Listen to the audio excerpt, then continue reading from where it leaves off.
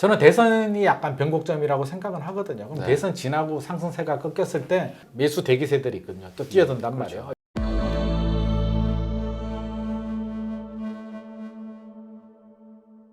안녕하세요. 부동산 읽어주는 남자입니다. 오늘은 김인만 부동산 연구소 소장님을 모시고 부동산 정책, 현재 상황, 앞으로 어떻게 될 것인지 부동산에 대한 전반적인 얘기를 한번 해보려고 합니다. 김인만 소장님 한번 우리 시청자분들한테 인사 한번 해주시죠.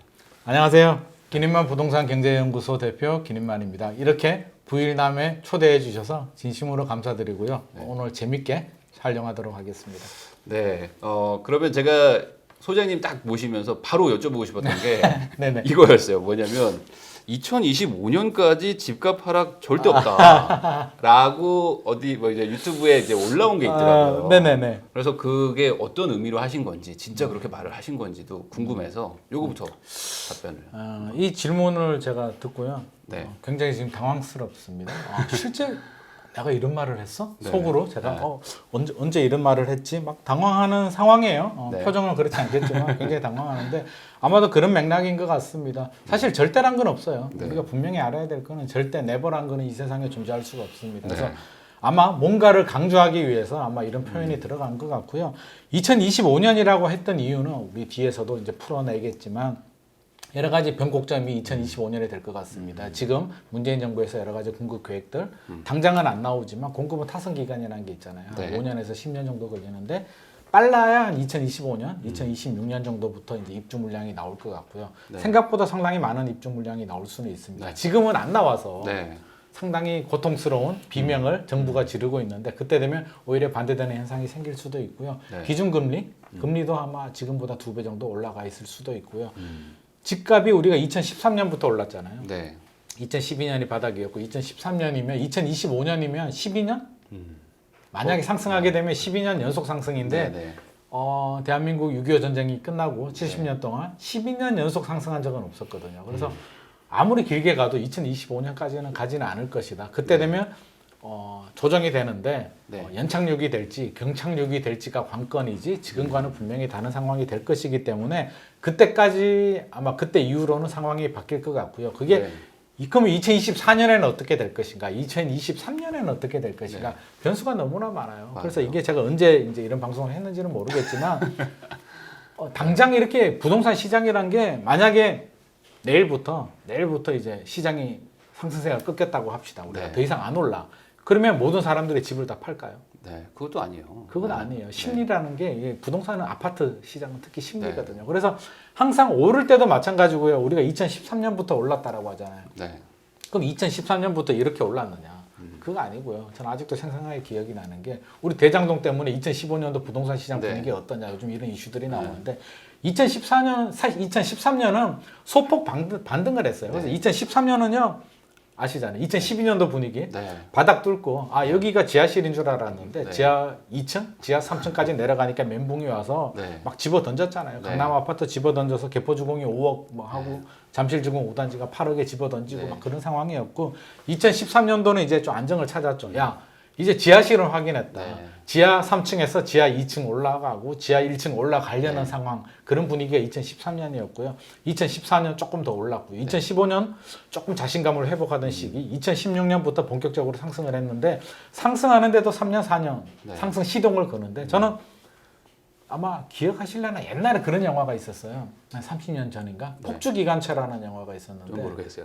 그런 영화가 있어요. 폭주기관차. 네, 네. 저도 정말 기억 안 나는데 기차가 막 폭주를 해가지고 안 멈추고 막 네. 달리면서 뭐 액션 영화 같은 거예요. 그래서 제가 학교 그 큰 화면에서 이렇게 봤던 네. 대학교 시절에 이제 그런 기억이 나는데 자꾸 그 영화가 생각나는 게 저는 부동산의 폭주기관차라고 생각하거든요. 멈춰야 될 때 안 멈추고요. 네. 출발할 때 빨리 안 출발해요. 네. 그래서 박근혜 정부 때 많은 규제를 풀어줘도 네. 출발 안 했잖아요. 네. 2013년도에 1주택가 집을 사면 5년간 양도세 면제 혜택을 줬는데 서울 사람들은 아무도 못 샀단 말이에요. 네. 지방 사람들이 원정 투자 들어와서 삭스리를 했지 서울 사람들은 무서워가지고 네. 더 떨어질 줄 알고 기다렸다가 타이밍 놓치고 뭐 오르는데 이제 시동 걸리는데 네. 3년이 걸렸는데 지금 떨어질 때도 마찬가지죠. 사실은 브레이크를 잡았단 말이에요. 브레이크를 잡았는데도 바로 안 멈춘단 말이에요. 멈추는데도 한 3년 정도 시간이 걸려요. 그래서 2025년이라고 한다면 만약에 저는 대선이 약간 변곡점이라고 생각은 하거든요. 그럼 네. 대선 지나고 상승세가 꺾였을 때 바로 떨어지지 않고요. 3년 정도 시간이 갈 거예요. 그러면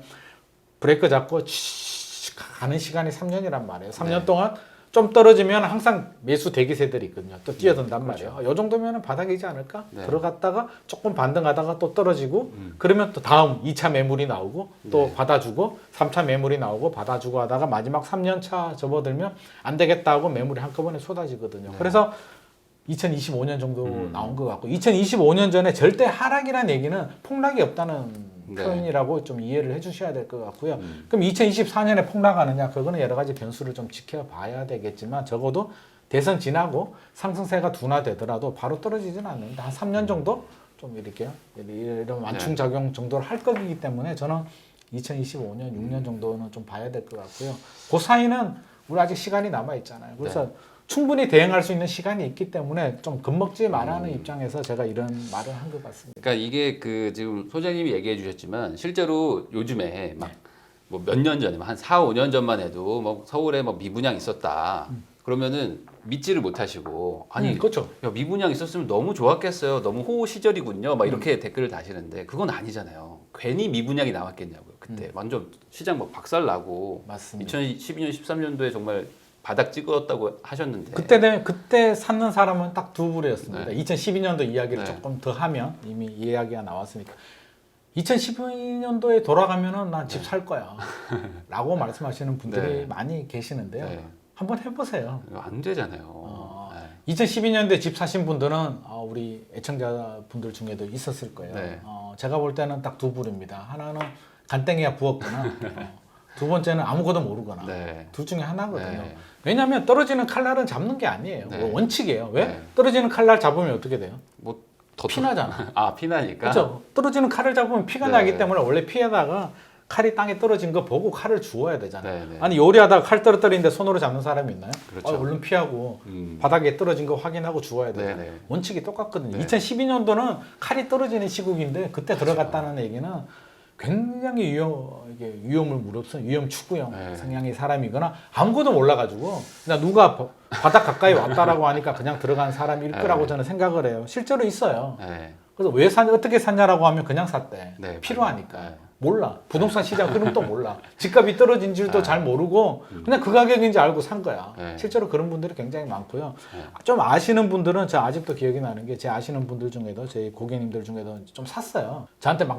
그때 그 당시에 막 물어봤죠. 소장님 진짜 바닥일까요? 아니 내가 바닥인 줄 어떻게 알아? 바닥인 줄 알면 내가 사지. 네. 그쵸? 네. 나도 바닥인 줄 모르는데 징조는 있죠. 바닥에 징조가 있단 말이에요. 바닥의 징조가 뭐냐면 정부에서 부동산 규제를 많이 완화하게 되고 특히 5년간 양도세 면제, 네. 특례 혜택 같은 게 나오고 미분양이 많이 늘어나고 공급 물량이 줄어들고 그러니까 분양 물량이 줄어들고 미분양이 늘어난다는 얘기는 그게 반대로 해석하면 3년 후에 네. 입주 물량이 줄어든다는 맞아요. 얘기거든요. 네. 그러면 시간이 지나면 규제가 풀리고 입주 물량이 줄어들고 가격 우리 피해야 할 여러 가지 지표들이 있잖아요. 가격이 떨어지면 사실은 냉정하게 바라보면 당장은 아니더라도 3년 후에 반등 칠 가능성이 높거든요. 그래서 제가 그때 그분들한테 그렇게 얘기를 했죠. 나도 모르지. 며느리도 모르지. 단 가까이는 온 것 같다. 그때 잠실주공 5단지가 아마 8억 몇 천만 원 했던 네. 거로 제가 기억이 나요. 그래서 제가 그 말씀을 했죠. 한 5천만 원 정도는 더 떨어질 수도 있다. 그래서 더 떨어지는 거에 대해서 나한테 따지지 말고 오르면 2, 3억 그때는 이렇게 20억, 30억 갈 줄을 솔직히 저도 몰랐어요. 그래서 오르면 한 2, 3억 정도 더 오를 수 있고 더 떨어지면 5천 정도 더 떨어질 수 있으니까 충분히 베팅 해볼 만한 상황 아니냐 네. 라고 해서 이제 들어가신 분들은 계시죠. 네. 근데 막상 그 상황이 되면 못합니다. 안 해야 되고요. 네. 이거를 조금 더 설명하면은 저는 이제 시공사 그 삼성물산 출신인데 그때 제가 이제 신입사원 돼서 이제 몇 년 있을 때였거든요. 네네. 그때 12년, 13년도가 네. 그때 뭐 제 기억으로는 삼성은 조금 적었는데 대림 GS가 미분양 만채. 네. 그래서 거의 뭐 1조 이상 네.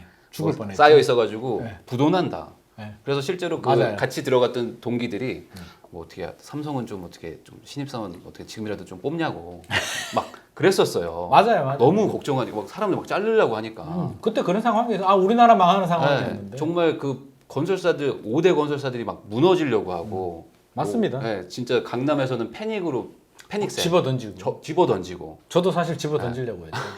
왜? 이 직업을 집어 던지고 숨으려고 했죠. 왜? 네. 그때 저희 고객님들께서 개포주공을 제가 많이 추천을 했거든요. 네. 개포주공 이야기를 조금 더 하면 개포주공 1단지 몇 평인지를 기억은 잘 안 나요. 2010년도에 한 11억, 10억, 11억, 12억 정도 했어요. 13평인가 15평인가 모르겠는데 그게 2011년도 되니까 8억대로 떨어지더라고요. 8억 2천. 이 정도면 많이 떨어졌죠. 10억이 8억이면 그렇죠. 20% 떨어지니까 이 정도면은 좀 바닥에 가까이 왔다. 들어가자라고 해서 몇 분이 사셨는데 2011년, 2012년이 되니까 이게 5억대까지 떨어졌어요. 5억까지. 10억 하던 게 5억으로 떨어졌는데 8억에 들어갔잖아요. 네.